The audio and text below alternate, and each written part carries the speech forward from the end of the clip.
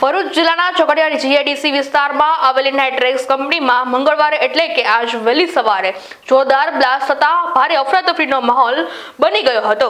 રાસાયણિક પ્રક્રિયા દરમિયાન થયેલા આ ગંભીર વિસ્ફોટમાં એક શ્રમિકનું ઘટના સ્થળે જ કરુણ મોત નીપજ્યું છે, જ્યારે એક શ્રમિક ગંભીર રીતે ઇજાગ્રસ્ત થયો છે।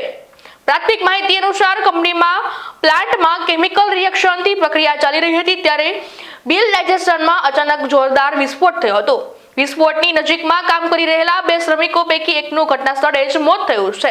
અન્ય એક ગંભીર ઇજાગ્રસ્ત શ્રમિકને તાત્કાલિક સારવાર માટે નજીકની હોસ્પિટલમાં ખસેડવામાં આવ્યો છે, જ્યાં તેની હાલત નાજુક હોવાનું જાણવા મળ્યું છે। આ બ્લાસ્ટ એટલો ગંભીર હતો કે વિસ્ફોટનો અવાજ દૂર સુધી સંભળાયો હતો અને પ્લાન્ટમાંથી ધુમાડાના ગોટે ગોટા આકાશમાં દૂર દૂર સુધી દેખાયા હતા। આ ઘટનાને પગલે સમગ્ર જીઆઈડીસી વિસ્તારમાં ગભરાટ ફેલાયો છે।